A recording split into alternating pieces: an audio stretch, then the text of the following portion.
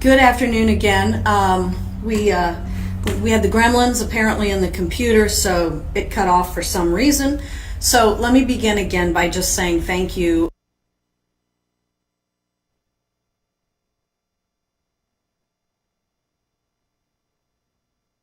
We had the gremlins apparently in the computer, so it cut off for some reason. So let me begin again by just saying thank you all for being with us on this kind of dreary Friday afternoon. A couple of things we want to chat with you about today. One, I'm going to talk a little bit about the COVID numbers, and then I'm going to have here to visit with you about COVID and also to take your questions. Then I'm going to come back and I'm going to talk a little bit about tiny houses for any of you who have not seen our announcement on the tiny houses. And then, of course, we're going to take your questions. So, with regard to COVID and the numbers, these numbers are our most recent numbers. As of yesterday, the city of St. Louis had 113 new cases. Now, let me just say, it's still way too high, but it is at least headed a bit in the right direction if we can sustain that for a little bit. On a average number of new cases for 7 days, 153 right now in the city of St. Louis. And let me just point out that what that equates to is 51 cases per 100,000 people. So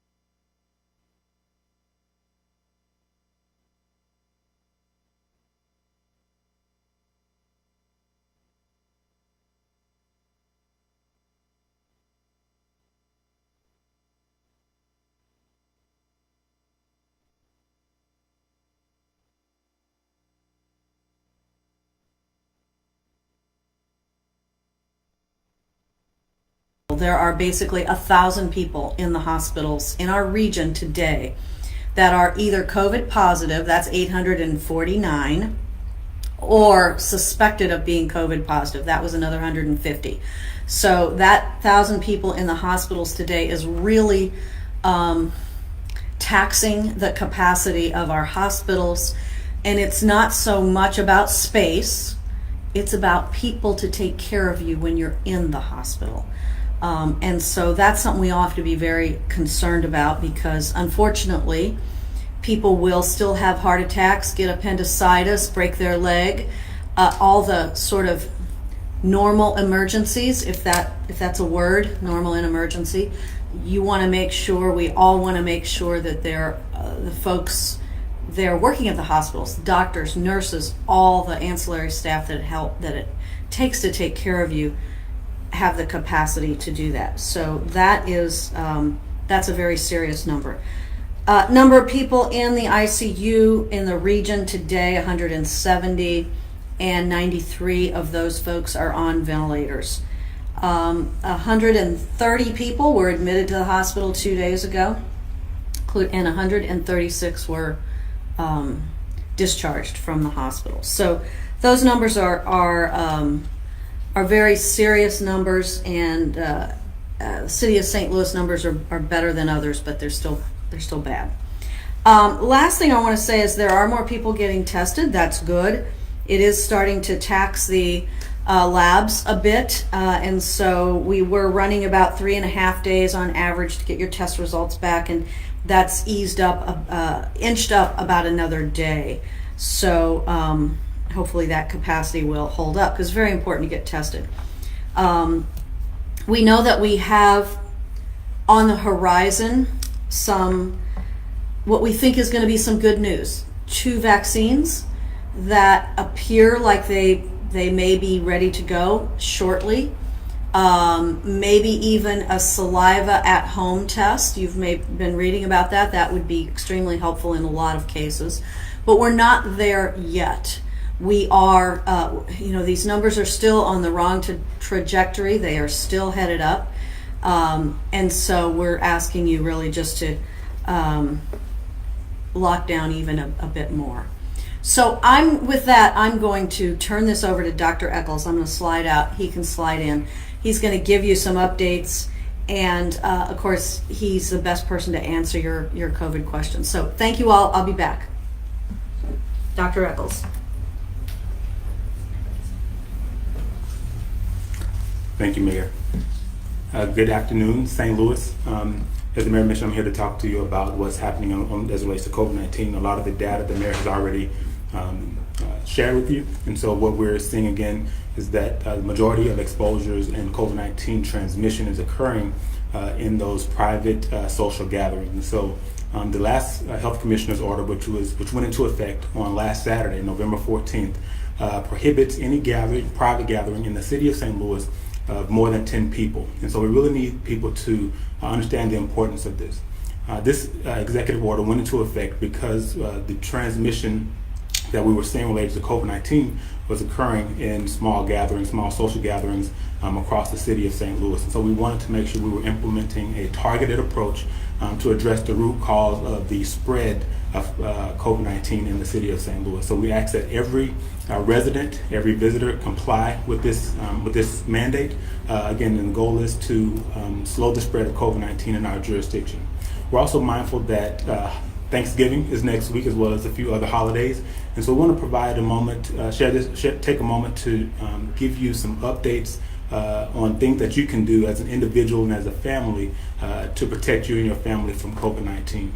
So one thing that we want you to do is to not participate in social gatherings of 10 or more people. And again, the goal here is to minimize the people that are potentially exposed to COVID-19, which will assist the health department with contact tracing efforts in the event that someone tests positive, but also limits the number of people that are potentially exposed to COVID-19 during the gathering.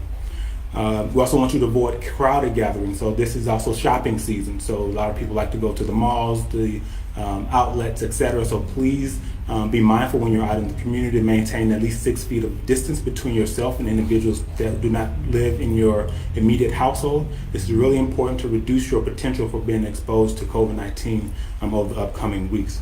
We also ask that you reschedule any travel. So COVID-19 isn't just surging in the city of St. Louis and the St. Louis region, it's surging across the United States and the world. And so prolonged travel or travel to other jurisdictions can increase your risk for being exposed to COVID-19 over the holiday season. We also ask that you identify different ways to engage your family during the holiday season. So I know typically you have large families come together, many generations will come into one household, but right now it's just not safe to do that. We have to be mindful of the potential impact that COVID-19 will have on individuals in your family who may have underlying medical conditions, individuals who may have suppressed immune systems, and individuals who just may be at overall increased risk of severe complications from COVID-19. So we really need we need everyone to really be mindful of that and limit the types of contact that you have with other individuals. So when you think about the activities that your family may participate in, think outside the box a little bit. So maybe instead of having everyone at your home, maybe just limit to your immediate household and spend quality time with your immediate family. That can look like you can do several different things with that. So you can go to the park. You can plug in the PlayStation 2 if you're PlayStation 4 if you're a gamer. You can also play board games. So there are other ways that you can, other mechanisms of other ways to spend quality time with your family. We ask that you think about doing those things during this holiday season, which needs to look a little different because of COVID-19. Thank you all for everything that you've done thus far. So the city of St. Louis, as the mayor mentioned, our numbers are better than the surrounding areas. However, the numbers are still too high. And so we ask that you do your best not only to protect yourself your family, and the community at large, but also our public health and hospital systems. Do you have time for questions, Dr. Eccles? Sure. A couple of questions about current guidance or restrictions on visitors for senior centers and congregate care centers. Is there currently a ban, or are those facilities currently banning visitors in the city? Yeah, so typically during influenza season, long-term care facilities will enforce visitation restrictions. And so that's not unique for COVID-19, but right now long-term care facilities in the city of St. Louis are restricting visitation. And the goal here is to protect their residents. So typically you have older residents who have underlying medical conditions who are residing in those facilities. And so they're doing the goal for those facilities is to reduce the potential for their clients or their residents being exposed to COVID-19 and having severe complications. We've had questions about travel, Dr. Eccles, about people coming and going into or out of St. Louis around the holiday, particularly college students. What is your recommendation for folks who are going to be coming in and out of the city around the holidays? So for individuals that are having to travel outside the jurisdiction, we ask that you quarantine for 14 days. So I know that universities have protocols in place, so they're actually doing testing for some of their students before they leave. But we ask that individuals, if you have to travel outside the region, please quarantine for 14 days after you arrive at your destination. That allows you to monitor your symptoms. In the event that you do develop symptoms, or you report or you find out that you've been exposed, you have an opportunity to monitor yourself and get tested. And this will help prevent you from exposing other individuals if you become COVID positive.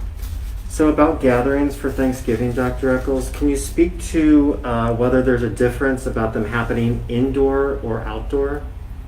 So we prefer for individuals to gather outdoors because you have better ventilation. However, if you're not able to gather outdoors and you have to be indoors, again, remind yourself that you need to limit the number of individuals that can attend the gathering. So make sure you cap it at 10. Do not exceed 10, then it'll be a violation of city requirements.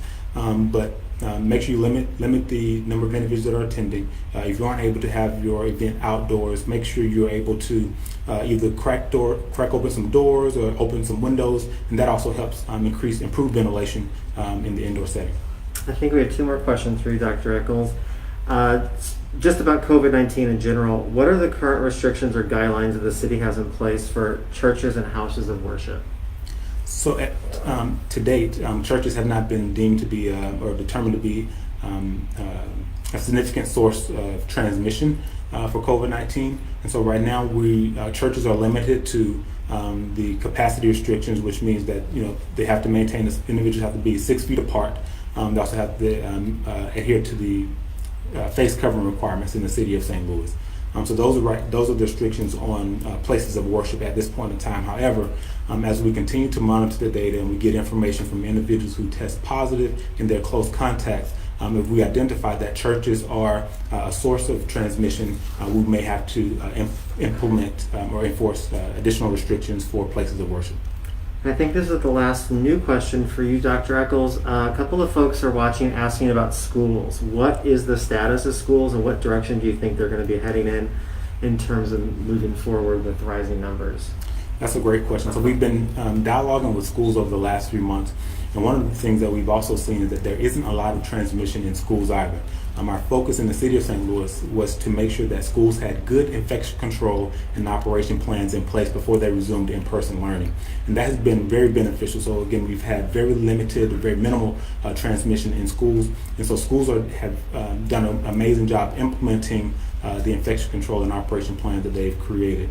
And so one of the things that we have to remind them of is whether they resume in-person learning in December or January or February, COVID-19 will be here. And so we have to make sure that we are really focusing on preventing transmission and exposure of COVID-19 in those facilities. And again, the school systems in the city of St. Louis have done an amazing job protecting not only their staff, but their students. That's it, Dr. Eccles.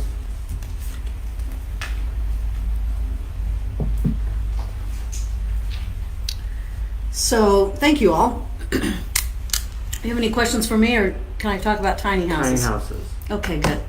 So some of you may have seen that on Tuesday we announced that there will be a tiny house village being located at 900 North Jefferson, which is the site of a former RV park, which makes it an excellent location. And these tiny houses will have beds, a desk, shelves, Wi-Fi, heating, air conditioning, place to charge your phone. They're small, but they're actually quite nice and quite cozy. So we will be using those tiny houses to house up to 50 initially of homeless people who will certainly be better off in a small but heated, with electricity, tiny house in a group setting. At that location, there are full bathrooms, showers, there's washer and dryers, and spaces where folks, there will be meals, spaces where folks can get counseling or get social workers to help them do whatever it is that they need to do to eventually move from the tiny house to an actual apartment or home of their own. So this is a transitional approach, but I think certainly one that's needed. And considering the COVID situation, we are trying to get everyone to go into shelter. And these tiny houses, which, of course are individual, will be much better health-wise for folks. So we're excited about that project. We expect the first people to be moving in there early in December, so within a couple of weeks here, and so we're excited that we're able to do that. We think it'll be a real positive thing. So we have some questions today, Mayor. Okay. David has a question about folks coming from Metro East, St. Louis County, other jurisdictions, coming to the city for maybe dining or going to our businesses. Are you concerned about them bringing COVID with them? Well, let me just say, and I know you just heard from Dr. Eccles, COVID is everywhere. You look at these numbers, and COVID's here in our city. It's in St. Louis County. It's likely in your small group potentially as well. So COVID is everywhere. What we've seen, and if you've been out in St. Louis, our restaurants have done a great job. Many of them have plexiglass dividers between, say, a couple of seats at the bar or between the tables. Many of them have additional ventilation. Everybody has to wear a mask unless you're seated at your table eating and drinking. So our restaurants have really done a good job, and the data does not indicate that this is spreading in restaurants, at least in the city of St. Louis, any more than it's spreading anywhere else. So that's why our restaurants continue to be open. And I guess the other thing to think about here is the thousands of people who work in restaurants, many of whom have already been laid off, many of whom have already had their hours reduced. And if we can do it safely, we want to provide a situation where those people can continue to work, earn a living, provide for their families. There are a lot of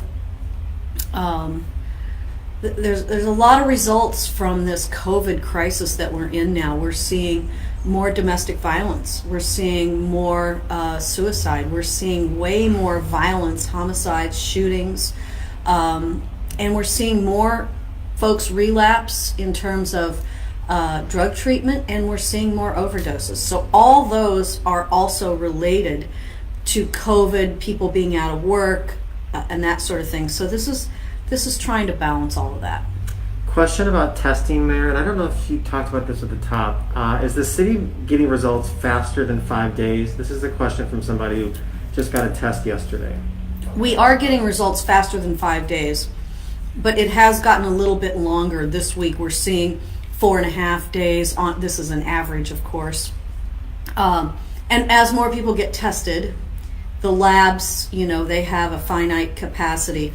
We were about 10 days ago, we were down to an average of about 3.5 days. So it is creeping up a little bit. We have commenters and questions about a shutdown on both sides of that issue. So do you have an update on where the city stands about any form of a stay-at-home order or shelter-in-place order? So I think we've talked about that, and what we've said is we're really trying to do what is necessary. And what we know is that much of the spread is happening in homes, among family members, among neighbors, in small groups. Maybe it's as simple as you're having people over to, watch a movie or watch a game, or just to socialize.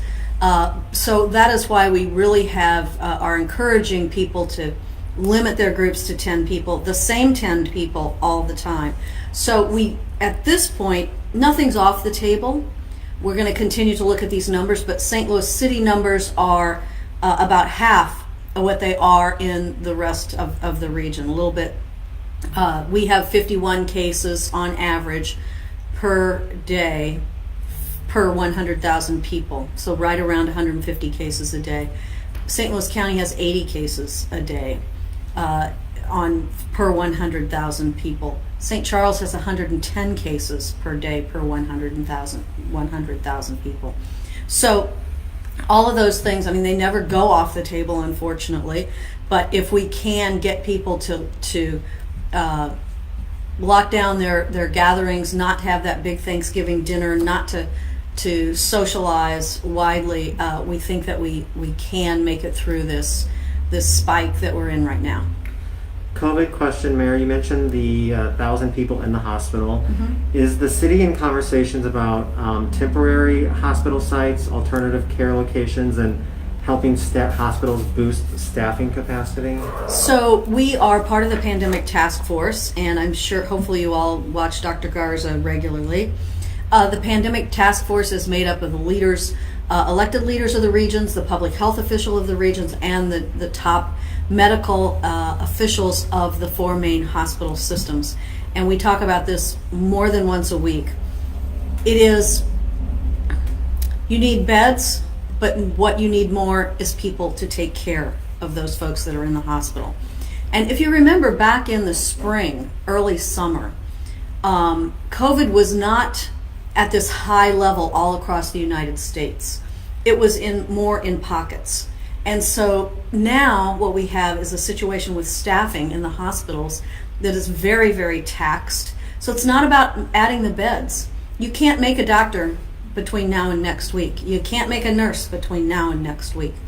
And they're tired too. So if you don't want to sort of close in your group for your own family or for your neighbors, do it for those hospital workers who are very, very stressed and strained right now, and there just are not enough of them considering what's happening all across the U.S. A couple of folks have asked for a status update on rental and mortgage assistance and how that's going and how many people we've been able to help so far. Do you have that? No, I don't. Okay. So I don't have the up-to-date numbers as of today. I know we've had about 8,000 applications, and I know that 4 o'clock on Friday is the time that all of the folks that are helping us process those are supposed to be turning in their numbers. So we'll bring those numbers to you on Monday afternoon. We know that people are continuing to be helped.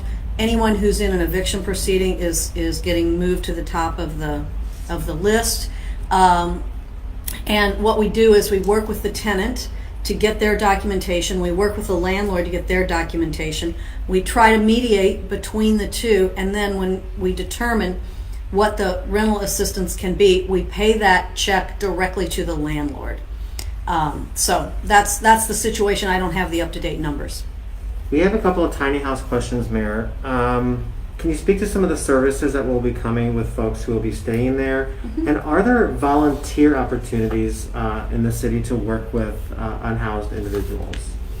There are volunteer opportunities. There's a group called Winter Outreach, which is a number of individuals from organizations around the area that help with homeless outreach. We will be, when it's 32 degrees, we will be beginning our warming buses, which folks can go to, and then we'll take them to shelter at night. So there are some volunteer opportunities. And a lot of the places that in previous years we had worked with regard to helping us house the homeless, particularly in the winter, a lot of those places cut their capacity in half because of COVID, because they needed to have fewer people in their facilities.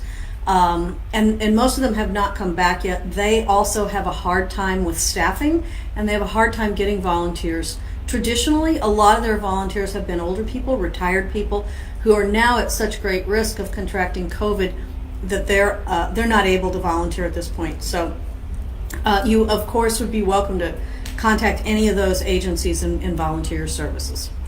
Couple of general questions, Mayor. Quite a few folks have asked today about jail visits and whether it's possible or the city has the capacity to offer those online because we don't do them in person. We do have jail visits via telephone, and I think it's a FaceTime-like thing. So yes, that has been available, but we are not doing jail visits in person. I know there are a couple of people who have posted repeatedly 10 times, 20 times, 30 times, that they want those in-person jail visits, and I wish we could offer that to you, but in order to keep COVID at bay, we just are not doing that. So we're not doing that. Stacy has a question. This may be one of our last ones. It's almost 2:30. Stacy has a question about the Board of Freeholders. Mm-hmm. Do you have an update on that, on where that process stands, and when it'll be moving forward? So I expect to nominate some individuals to the Board of Freeholders again within the next week or so. I'm actually talking with some individuals now, and just had a conversation with President Reed today about that. So we are in the process. We're hopeful that once these 9 individuals are nominated, that the Board of Aldermen will see fit to actually seat them. And so we're trying to take the Board of Aldermen's requests into consideration to the extent possible. So. The last question, Mayor. You made a big announcement this week, and we got a lot of folks writing in thanking for your years of service. That's nice. Some folks have asked, do you have an opinion on a change in city governance structure that could improve government and make it more efficient and effective? Well, I have lots of opinions on that. Friday, November the 20th. I want to kick us off by building on last Friday's conversation about housing stability. To remind you, Illinois launched the largest housing assistance program in the nation in response to the COVID-19 pandemic, dedicating over $300 million to help households pay their rent and their mortgages in this extraordinarily challenging time. Today, we've reached a new milestone. The Emergency Rental Assistance Program has approved nearly $200 million in rental assistance to sustain 40,000 Illinois renters and landlords during these extraordinary times. Because of this program, tens of thousands of families may have a more peaceful Thanksgiving knowing that their housing is secure. And as of this week, more than $40 million has been approved from our mortgage assistance program, on track to support 10,000 homeowners by the end of 2020. In fact, after meeting the needs of our mortgage owners, we have enough additional funding remaining to support an additional 10,000 renters and their landlords, bringing the total support for rent payment to well over $200 million by the end of this year. I'm grateful to the IHDA Executive Director, Kristen Faust, and her entire team for their dedication and commitment to stretching the reach of these funds to support even more Illinoisans in need. Of course, I wish all of these support amounts could be so much higher. Tens of thousands more people applied for assistance than we have the capacity to serve at the state level, as the nation faces a massive housing instability crisis due to this pandemic. I want to remind all Illinoisans who are struggling to pay their rent or their mortgage, whether or not you applied for this program. We have an eviction protection order in place for middle and lower income individuals and families that runs through at least December 12th. The form that renters need to complete for eviction protection can be found on www.ihda.org. That's ihda.org. Here in Illinois and across the country, renters, landlords, and homeowners are experiencing immense pain. And if the nation's largest state-developed assistance program, the one we have here, is hearing from more than twice as many people as we can actually help, well, that's a sign that we need serious action on a national scale. My administration will continue to call on the United States Senate to come to the bargaining table with a real willingness to address that pain. The pain of the families, businesses, landlords, renters, workers, states, cities, school teachers, healthcare workers, restaurant owners, and entrepreneurs. It's pain that transcends political party. Americans deserve more than this, and we need more than this. Today is the first formal day of our temporary Tier 3 mitigations. Remember, the core philosophy here is that if we all stay home as much as possible, if we all avoid the trips outside the house that we don't need to take right now, we can fight this recent surge and turn things around for our healthcare workers and hospital systems who are facing an increasingly dangerous situation across the state. And we can potentially pull back on these mitigations for everyone before the December holidays. I want to offer a reminder about who we're talking about when we say healthcare workers. These are real people, doctors and nurses and cafeteria workers and sanitation workers and other essential workers who never thought that they'd end up working double shifts on multiple days in the same week for weeks on end in the middle of the worst public health crisis in over a century. They too have families that they worry about. They too are exhausted. They come home at night or early in the morning and have to strip down and wash their clothes immediately to avoid spreading COVID to their families. They deserve our respect and our help. People like Betty Coonrod, an infection disease nurse at the Adams County Health Department. Betty works 80 hours a week, 7 days a week. She's exhausted, and yet Betty still finds a way to go above and beyond to counsel COVID patients in their time of need. Or Amy Marley, a communicable disease nurse and public health administrator with the Lawrence County Health Department. Amy spends every day running COVID tests, caring for patients, and reporting out numbers to the public. And she's been doing it for what seems like an endless number of months, somehow always with a positive attitude. And then there's Debbie Freiberg, a retired nurse who signed up with the Rock Island County Health Department to be a volunteer contact tracer way back in March. And she's been doing it nonstop ever since, logging nearly the same number of hours as full-time staff there. Debbie's colleagues say she's a rock star in their department, completely committed and always kind, working hard to educate people across the county on how to deal with a positive diagnosis. When Dr. Ezike and I get up here and we ask you to wear your mask, avoid gatherings, and to follow the public health mitigations, we're not asking you to do it just for us. We're asking you to do it for Betty and for Amy and for Debbie and the thousands more like them across the state who are doing everything they can to keep the rest of us safe. When we get to the other side of this pandemic, let's make sure that we did everything in our power to support their efforts and to bring as many of our neighbors as possible over the finish line. Thank you, and with that, I'd like to turn it over to Dr. Ngozi Ezike. Doctor.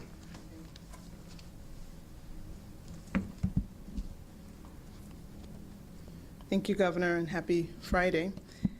I want to take a minute to reflect on the evolution of this pandemic, not the science or the numbers, but how we socially responded since the first case of Illinois, the first case here in Illinois that was reported way back January 24th, 2020. 10 months ago, We were all waiting to see what would happen after that first initial case. Would we see more cases, or would it be just that one from the individual who had recently traveled?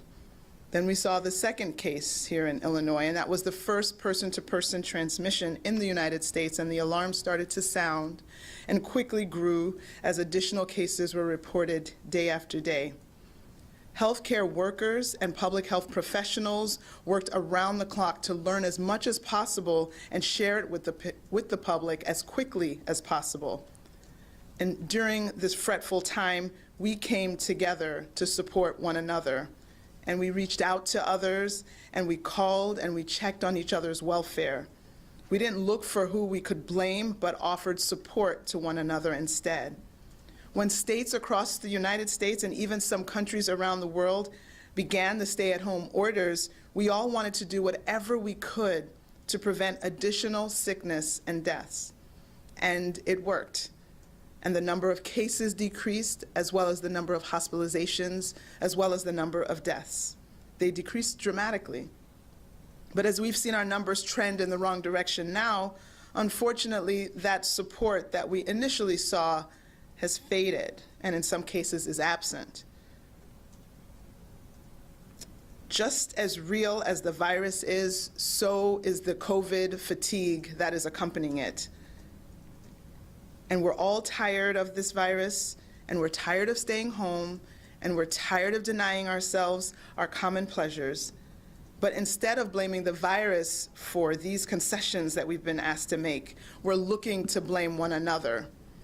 And so I just want to urge people to be kind. Doctors, nurses, respiratory therapists, public health professionals, you heard about Miss Betty and Miss Amy and Miss Debbie.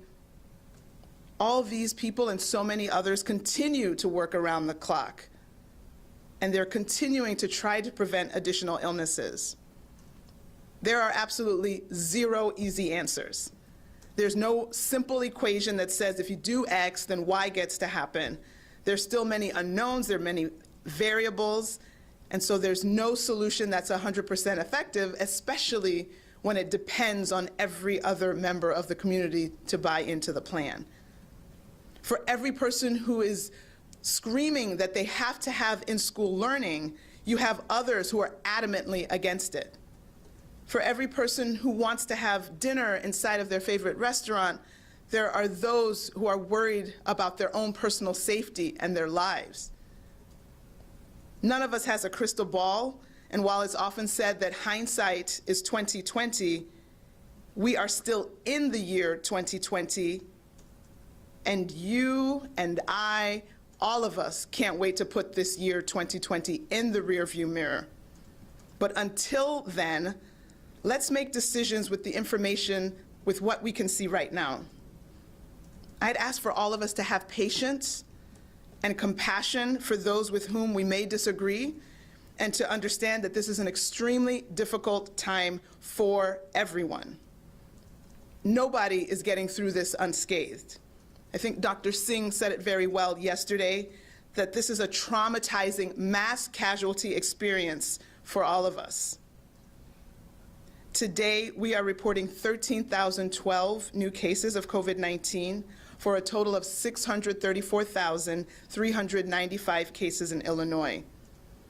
Sadly, we're reporting an additional 126 lives lost for a total of 11,304 total lives lost to this deadly virus.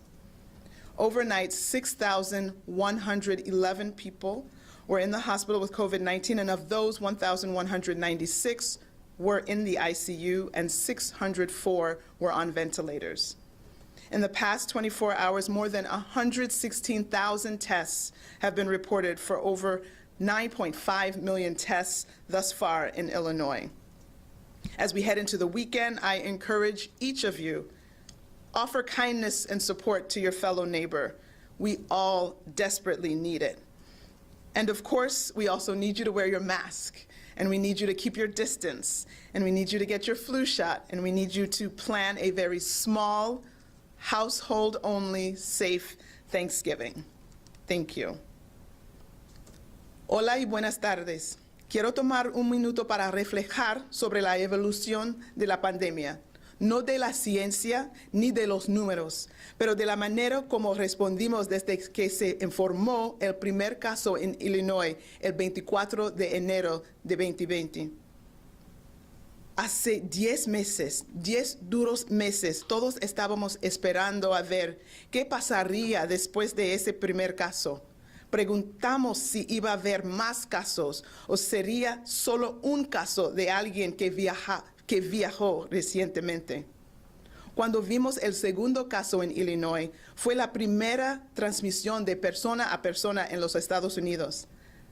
La alarma comenzó a sonar y creció rápidamente a medida que se informaron casos adicionales. Los trabajadores médicos y los profesionales de la salud pública trabajaron las 24 horas del día para obtener la mayor cantidad de información y compartir esa información con el público lo más rápido posible. Durante este tiempo terrible, muchos de nosotros hemos dado mucho apoyo de nuestra familia, amigos y vecinos. Nos buscamos a quién culpar, sino que ofrecimos apoyo y prestamos un oído para escuchar. Cuando nuestro país e incluso otros por todo el mundo comenzaron con los órdenes de quedarse en casa, todos queríamos hacer todo lo posible para prevenir enfermedades y muertes adicionales. Y funcionó. El número de casos, gente en el hospital y muertes bajaron drásticamente. Pero como hemos visto números ir en la dirección mala, desafortunadamente el soporte que vimos inicialmente está ausente. Todos sufrimos de fatiga COVID y estamos cansados de quedarnos en casa y no ver a nuestros amigos y a familiares. Pero en lugar de culpar a este virus, estamos empezando a buscar culpar unos a otros. Quiero instar a la gente a que sea amable. Los médicos, enfermeras, trabajadores de la salud, profesionales de la salud pública y muchos otros continúan trabajando las 24 horas del día para prevenir enfermedades adicionales. Quisiera pedir que todos tengan paciencia y compasión por toda la gente en Illinois. Hoy estamos reportando 13,012 casos nuevos de COVID-19, para un total de más de 634,000 casos en Illinois. Desafortunadamente, eso incluye otras 126 muertes, para un total de más de 11,300 vidas perdidas en ese año solo. Desde anoche, 6,111 personas estuvieron en el hospital con COVID-19. De ellos, 1,196 pacientes estaban en la unidad de cuidados intensivos y 604 personas estaban en ventiladores. En las últimas 24 horas se han reportado más de 116,000 pruebas, para un total de más de 9.5 millones de pruebas hechas aquí en Illinois. A medida que nos acercamos a este fin de semana, animó a todos a que ofrecen amabilidad y apoyo a nuestros vecinos. Por favor, quédense en casa lo más posible para ayudar a frenar este virus. Muchísimas gracias y nunca recuerden los 3 M's, usa su máscara, mantenga su distancia y lávese las manos. Muchísimas gracias. And with that, I will turn it over to Governor Pritzker. Thank you, Dr. Ezike. Throughout the last 9 months, I've tried to make it clear, as has Dr. Ezike, as well as people like Dr. Anthony Fauci and other public health professionals, that COVID-19 is a disease to be taken seriously no matter your age. Because even if you don't personally face a severe case, you may transmit it to someone who would. Because even if you're young and healthy, without any secondary conditions, there are no guarantees. No one knows this better than our next speakers. I'm so grateful for this family's willingness to share their story, though it breaks my heart that they have to share that story and that they have such a story to tell. The family who will join us in just a moment reached out to my office amidst their grief in an effort to save other families from experiencing the same horrible loss, and with a desire to honor the memory of Danny Rubin Cater, a wonderful wife and daughter. With that, I'd like to offer the floor, the screen really, to Tina and Bob Rubin, who lost their beloved daughter, 30-year-old Danielle Cater of Bloomington, to COVID-19 earlier this month, as well as Tim Cater, Danny's high school sweetheart, who turned out to be her husband. They have some important words for everyone going into this holiday season. Thank you, Governor Pritzker, for inviting us to allow us to tell our story. Tim and Danny had been married about 6.5 years. They lived in the Bloomington area. They found their dream house. Their careers were off to a great start. Everything was going according to the plan that they had originally mapped out. And then in late October, COVID struck. It just happened so quickly. So on a Tuesday, she lost her sense of smell and taste. And so we immediately quarantined, and she got tested that next morning. And that was really her only symptom until test came back positive on that following Saturday. And over the weekend, her breathing got a little bit harder, but nothing that we were ever concerned about. We just thought it was part of being sick and that we just needed to get through it. And it wasn't until we bought a pulse oximeter on Monday morning that we realized just how bad it was. Her oxygen levels were really low, and we knew we needed to get her to the hospital, that this wasn't something that we should be trying to take care of at home. And so Monday morning, we took her into the hospital, and they put her on a BiPAP, which she responded to. You know, she was texting us from the hospital, telling us that her oxygen levels were back up to normal. And, you know, we were all relieved. And later that night, her oxygen levels dropped. They put her on the ventilator, which then it kept her oxygen from going down further, but it never came back up. And then they did an ECMO procedure, which it was shortly after that she passed away on Tuesday morning. So you can only understand the devastation that our family has had through this. We lost our only daughter. Tim lost the love of his life. But through this, we want something positive.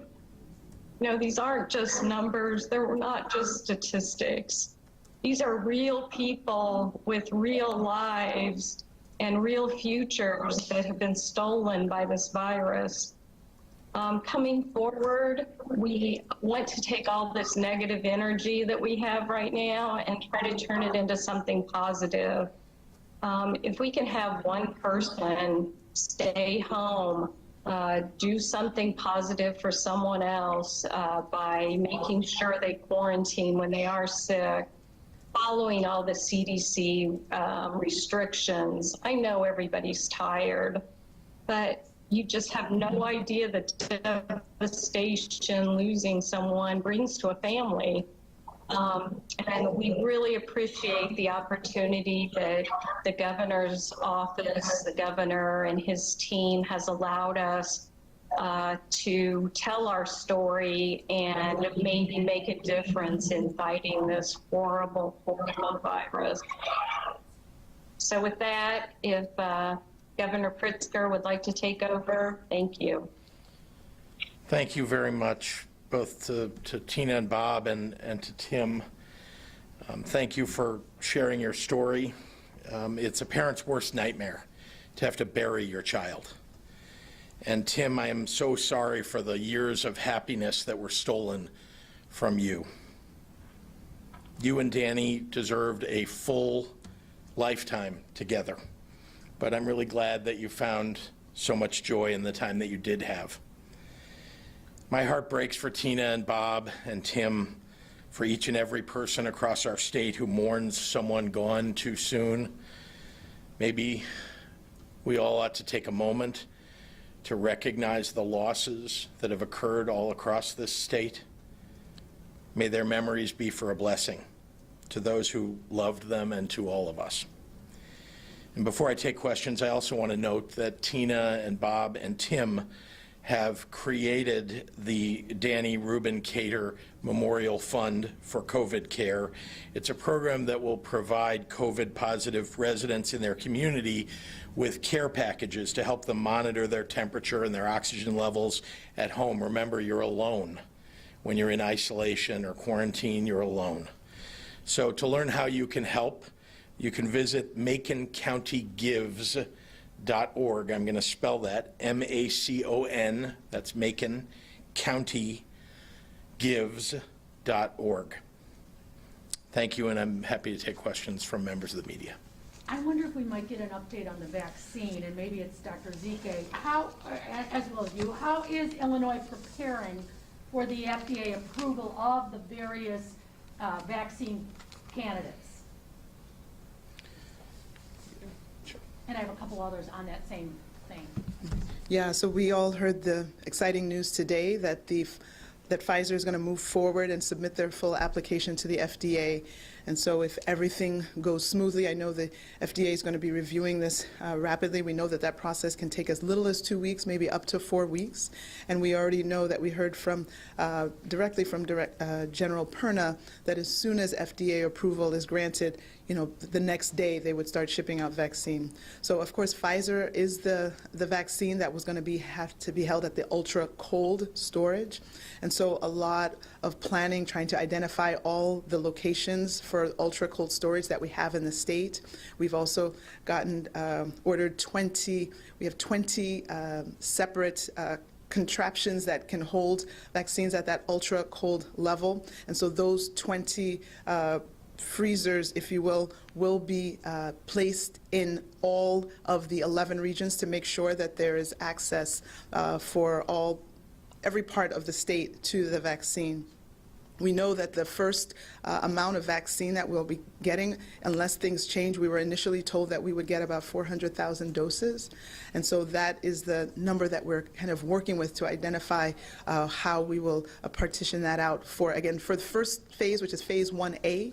It's supposed to be our healthcare workers and first responders. So we'll feverishly working with excitement to know that really, if things work out well in terms of the safety and the efficacy as reviewed by the FDA, that we really will get to operationalize and be have vaccine in our state to start immunizing our phase 1A participants, which again are our healthcare workers and first responders. And how will it be distributed? Will it be through hospitals? Or? We'll start with the hospitals again, who will be able to. Hospitals, is that, as far as distribution? Yeah, so we have major hospital partners in the different regions. We have what we call our regional hospital coordinator, who is like our flagship hospital in each of the 11 regions. And so that will kind of be like ground zero in the different regions as we try to get that vaccine to all the healthcare workers for that first level of distribution and allocation. And Jim, one last one on vaccine. Should we be concerned at all about special use authorization and a, quote, rushed coronavirus vaccine? Right. Well, I think everybody understands the reason why it was rushed, being in the midst of a global pandemic where we are losing countless, just in our state alone, we're losing 600 people every single week. That is the reason that it is using this emergency use authorization as opposed to the normal BLA, the biologics license application. But I think we all know that everyone involved with the FDA is going to be taking the utmost precaution as they're reviewing the application to make sure that it's not the same as the EUA for a drug, which you're thinking about people who are already struggling, they have the virus, they could die without this possible help. We know that we're putting this into the arms of healthy people who are not ill, and so that level of caution and concern and regard is obviously being taken to make sure that it exceeds the level of safety that we would need to make sure it's worth it to put healthy people, to put this medication into their body. Doctor, I was looking at the website today. 22 available ICU beds in Region 7. It's been hovering around 24 for the last few days. I mean, how do you describe 24 or fewer ICU beds in a region with 2 counties, 800,000 people? What are the realities in terms of where we are there? I don't think I have to explain that to anyone. I think it's a dire situation. You know, their positivity is still going up, which means that we're going to continue to see more people infected. Of course, not everybody infected is going to need a hospital bed, but you know that there's going to be a small percentage of those that will need hospitalization. They will need either a medical surgical bed, and some will need an ICU bed. So the situation is dire. Of course, you know, we're already trying to work in a collaborative fashion so that people don't think just if you don't have a hospital bed just in Will or Kankakee, you know, obviously there are surrounding neighborhoods, surrounding counties that there are some beds. So you can imagine that there will be collaboration and transfers, and many hospitals, just as they did in the first wave, are going to open their doors wide open to take on patients that are going to be needed. We are not at the point where we're going to have anybody just flailing in the hallway because we can't get them a bed. No. And the whole point of the increased mitigation in the Tier 3 is that we don't get that, because that is a real possibility that has happened in other parts of this country and other parts of the world. We're not going to let that happen in Illinois, but it takes all of us to make sure that that doesn't happen. Dr. Zike, Northwestern Memorial data manager says occupancy right now is 76%. At the same time last year was 82%. Rush Hospital says there's brisk and plentiful hospitalizations, but patients are leaving as quickly as they're come in. Are hospitalizations up because to administer remdesivir you have to be in the hospital? Remdesivir is given in the hospital. It is a minimum of a 5-day infusion. So we have said that before, that we are happy because of all the advancements and the medical advancements that people have made in terms of all that experience that was garnered from the first wave, that they know so many things. Just this afternoon, we had a critical care team talking with hundreds of medical providers across the state, nurses, doctors, and respiratory therapists, talking about the proning and different things you need to know about taking care of critical COVID patients. So we're sharing that information. We're trying to use all the experience that we have so that we can have better outcomes, so that the fatality rates are lower, so that we can try to do the right things earlier, use the right medicines earlier to prevent some of these frequent complications that we saw in wave 1 with clotting and strokes and other thrombotic complications. So I am glad to see that the turnover is greater, that more people can get out as opposed to staying these extended stays on the ventilator and then succumbing. So these are good things, but the problem is with the sheer number of people that are getting infected, everybody might not have that favorable course. So people who've been pushing this online, this idea that, there's plenty of space in hospitals, they're not looking forward. That's what people are pushing, is the idea that, if we're only at 76%, we're doing fine. Remember, there are a whole bunch of people that are in the hospital for things that have nothing to do with COVID. So what you're looking at is directionally and the speed at which COVID patients are filling up these beds, right? So we're trying to look forward weeks, right? So that we don't end up at Christmas time with the situation where they're at 105%. And so I know, though, that I've seen many of these posts about, this hospital has only 76%, or this hospital has only 80% of beds filled. That's not a good way to look at it. You have to look at what the trajectory is, how fast it is that they're likely to fill up, how fast they're coming into the emergency room and ending up in a bed. Believe me, if you call, and I have, the chief medical officer at Northwestern Hospital, you will hear that it is getting to a point, they're managing, because they're one of the best and biggest hospitals around. They're managing right now, but they can see that trajectory going forward, and they're very concerned. I know you talked, excuse me. Can I just share? Oh, yeah, sure. We had 3,000 patients in the hospital. Dr. Zeke, I just want to put this in perspective. We just reported over 6,000 patients in the hospital today. October 28th, how long ago was that? That's like barely 3 weeks ago, we had 3,000. So just think 3,000, over 6,000 in just 3 weeks. That's the kind of trajectory we're seeing. So if you think there are some beds now, yes, there are some beds now. But if we go at that pace, how much longer will we have a bed? And the hospitals that are having the greatest trouble, I might add, are, and it's every hospital, but the ones that are having the greatest trouble are the ones who are in ex-urban and rural areas where they don't plan to have so many people show up in the hospital or show up in an ICU bed, and so they're struggling. You said Tier 3 mitigations may be lifted before the holiday season if all goes as planned. Hopefully. Have you thought, since we're testing more people, I mean, we are testing 10,000 a day now, what, 116,000, which is good. Have you ever thought about changing the metrics from 8% positivity to, say, 15% positivity? Because As what's allowed, you mean? Yes, for, to open up. No, that's crazy. I think about the WHO number, right, is 5%. That if you're below 5%, you're in sort of the green zone of positivity. That's still not as good as it should be, but 5% is at least, a number that I think we would all shoot for. 8%, remember, was a number that we said, well, gosh, we don't think we're going to hit 8%. This is when we were at 3.5% and 4%. We're not going to hit 8%. That's just going to be a fail-safe. I used that word a lot back then.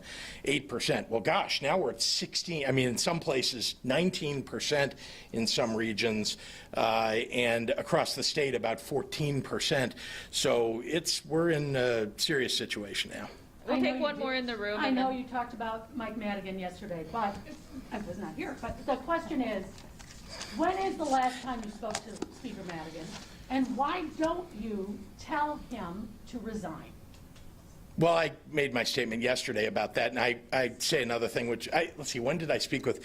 Remember, there is regular business like the budget, for example, that has to be done, and so at a minimum, I know, it was just before we put in the Tier 3 mitigations, as I do every time. I call up the leaders of the caucuses and let them know and make sure that they have all the information that they need so that the legislature is informed. And I can get feedback from the leaders. That was the last time. So when was that? Monday. Monday, and so the time before that was the leaders' meeting. Why don't you personally call him and say, it's time to go? Well, I said it publicly. Why do I need to say it privately? I said it yesterday. I said that he needs to stand up and answer every last question right now, or he should resign. I mean, the people who hold high public office have an obligation to be transparent, and it was made all the more apparent to all of us 2 nights ago when the information about these indictments came out. This is the time, right now. Now is when, and I think many of the legislators are coming out and saying the same thing. We'll do one more question in the room, and then we got to go online. No one? Okay. Barb Markoff. The Illinois Veterans Home at LaSalle has seen a surge in cases and deaths since the beginning of the month. Yeah. Some families of residents who do not have COVID are concerned about the compassionate care visits that continue at the facility. Others believe that this outbreak was caused by staffers who were exposed in the community outside of the facility, and that leaders in that community are not enforcing COVID mitigation measures, even though the positivity is high in the community. What will it take to crack down on those who aren't following the rules in LaSalle County? Well, we're trying to do that. First of all, there are the mitigation measures that we put in place that we've asked local officials to enforce, and I think many of them are getting the message now. You've seen Naperville and other places in the state are contemplating enforcing mask mandates and other mandates that we put in place. In terms of what we can do, I mean, one of the things that we do is we're testing every single person that goes in and out of the nursing home, particularly that veterans home. And of course, we've tested everybody in the nursing home and continue to test until we find that the cases are gone. So these folks are getting tested on a very regular basis, and the people who are going in and out, the staff people, were getting tested and still are on a very regular basis. That's the best thing we can do to protect the people in the veterans home. In terms of other enforcement mechanisms, I mean, one of the things that you've seen that I think is going to help us out is that, at least in this Tier 3 set of mitigations, we've turned off VGT, the video gaming terminals, which many bars and restaurants were, one of the reasons they were staying open was so that they could fill up those video gaming terminal spots. That's one thing that we're doing to have an effect. Another is that we do have patrols regularly by the Illinois State Police who are issuing warnings, who are giving a second warning and then issuing a citation. And we've called upon the state's attorneys to do their job and prosecute those citations, which are monetary in nature. Julie at the Wall Street Journal is working on a story about restaurants and bar mitigations and would like you to respond to State Representative Dave Severson, who said there's no proof they were ever really a problem, and the majority of restaurants in Rockford remain, and the city isn't boarding them up, he said. Well, Dave Severson isn't reading his email even, I guess, because we send out to all of the state representatives, and we'll be happy to make available to anybody that asks us, the many, many studies, both national and international in nature, that are done by very reputable organizations, one recently by Northwestern and Stanford University, but there are many, many others, that show that bars and restaurants are the amplification points for COVID-19. We also have in our exposure data for the state exactly the point that this is the intersection for many, many people, bars and restaurants. Remember, you're in a bar and restaurant or a restaurant typically for an hour, possibly more, if you're sitting down, and people are mostly not wearing their masks. So it's fairly obvious. These are indoor places, not wearing masks, lengthy period of time. The viral load that builds up in places like that are exactly what people say you should avoid, whether it's a bar, restaurant, anywhere else. It would be like in this room if everybody just took off their masks and we doubled up on the number of people in here. Guess what? We would probably have the transmission at least increasing significantly in this room. Everybody here is wearing a mask. Thank you very much. And we have very few people in the room. Jim Haggerty at the Rockford Advocate. Governor, with the steady rise in hospitalizations, are any facilities seeing PPE shortages or in danger of running out of ventilators, or have those supplies been sufficiently restocked? Well, I believe that we have restocked everybody, or we've made sure that they have stocked themselves, that they've provided their own PPE. They are responsible. Private organizations, nursing homes, hospitals, and so on are responsible for having PPE. They have to acquire it themselves. The great news is that because we had we never had a second surge over the summer in Illinois, many of those organizations were able to restock to make sure that they could have much more PPE than they anticipated back in March. Nobody anticipated the needs back then. You couldn't. And then behind them, just so you know, we've built a kind of the secondary wall of PPE, and that is at all of the local departments of public health, where both they have acquired their own and we've shipped to local departments of public health. So that's the backup for everybody in the counties.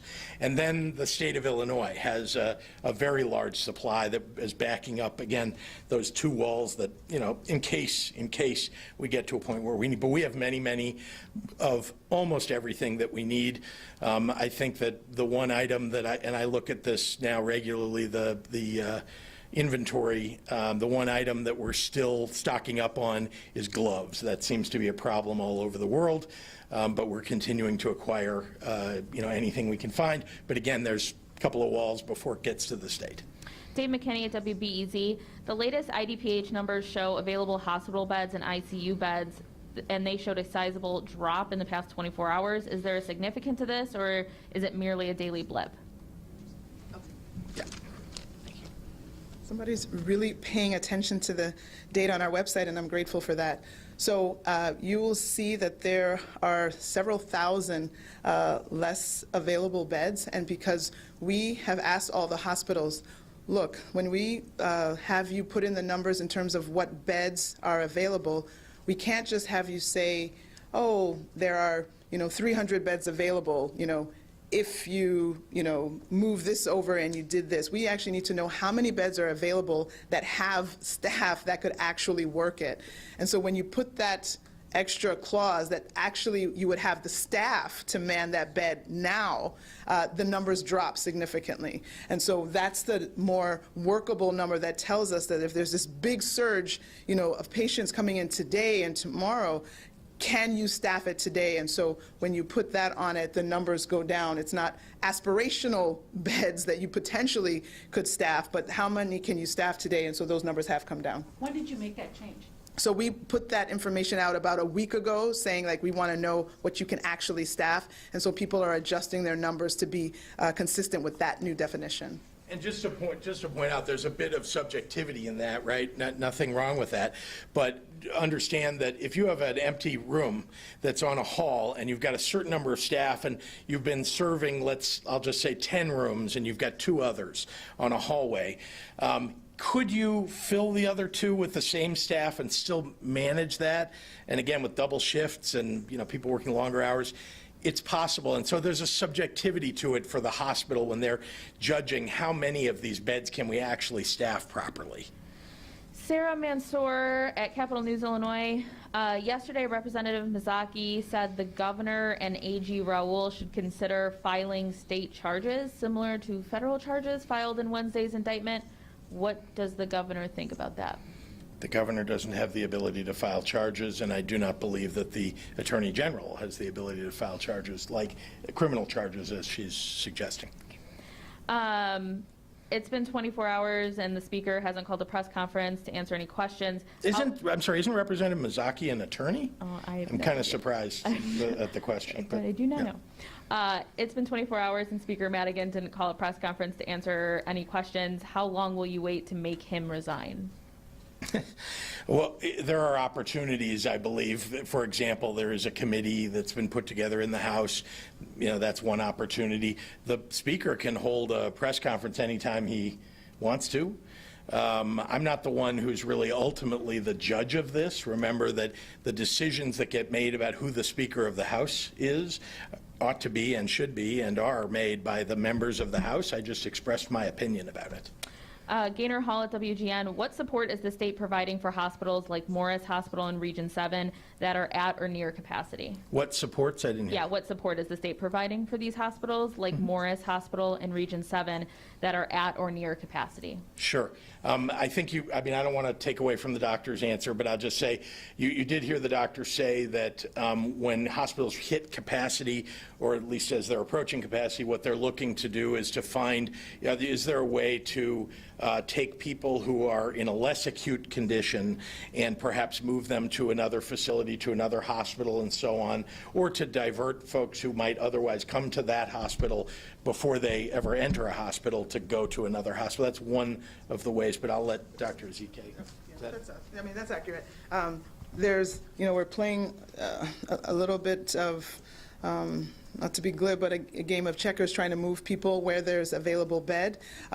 We obviously want to make sure that an ambulance is not taken to that hospital where there are already issues with beds. So that's a conversation that involves IDPH to maybe, if it has to be, that we have to put a place on bypass and not put more, not send more traffic to that location. So those are the things that we have at our disposal, trying to help coordinate transfers, whether it's the higher acuity or the lower acuity, to other hospitals, and then also maybe putting that location on bypass while they try to decompress. Have any locations been put on bypass?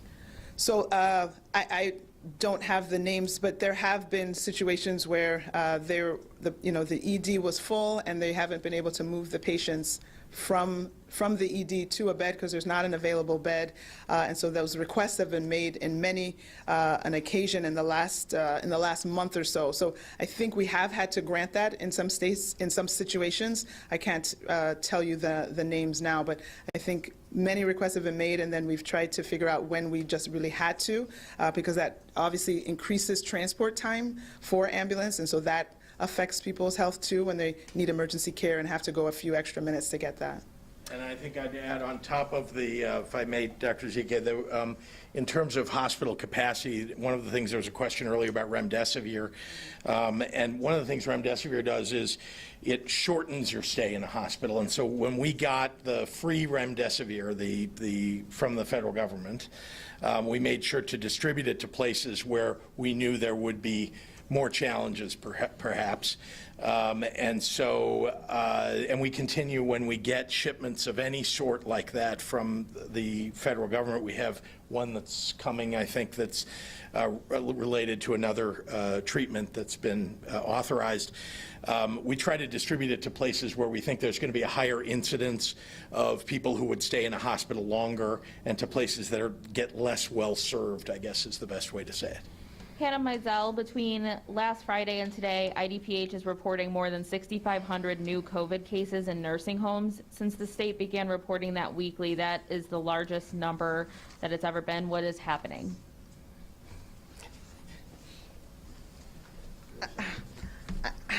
I think everyone needs to understand that if our communities are not safe, nowhere can be safe. And so if there is growing disease outside of the walls of a school, of a nursing home, of any workplace, it's hard to keep that place just completely protected. In the case of the nursing homes, the people that come in and out, you know, they're in this community that is full of disease, especially as we already mentioned, we're referring to what happens when you're in a community where they're not supporting the mitigations and they're not helping decrease the transmission. The healthcare workers in the long-term care facilities or in any workplace are not immune to what's in the community, and so that's why it's so incumbent upon all of us to observe these mitigations. Let's get the transmission of the disease down so that healthcare workers in whatever setting, in hospitals, in long-term care, in developmentally disabled homes, that all of those workers can have a chance at being healthy and not have the high risk of bringing that into the facilities. All right, Marnie Pike at the Daily Herald will be our last question. Some Republican lawmakers have said the governor is going it alone on Tier 3 mitigations and ignoring the legislative branch. Can you comment on that? I'm not ignoring the legislative branch. I talk with Republicans regularly. I'm glad to say the legislative branch has the ability to express itself, does all the time. I get letters, I get phone calls. The fact that the legislature hasn't met it's not my job to bring them together. In fact, the legislature has lots of responsibilities, and I have taken those responsibilities seriously as the leader of the executive branch in reaching out to their leadership, not just the 4 leaders of the 4 caucuses, but also to the leaders of committees, the ones who handle subject matter and have expertise, to get their input, and that includes Republicans. It's very important to me to get people on both sides of the aisle to express their desires, but not just to, you know, sometimes people just throw invectives and don't have any ideas, but they just don't like what we're doing. I want ideas. I try to reach out to the people who I think have good ideas on the other side of the aisle, just as I do on people on my side of the aisle.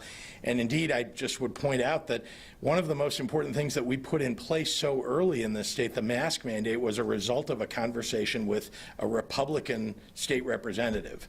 And I'm very pleased at the fact that he offered that idea. It was something important for us to do in the state. And I've had many other ideas that have gone into these plans. And so the people who are complaining are the ones who apparently don't want to reach out and actually have a conversation. All right, thanks everyone. Thank you.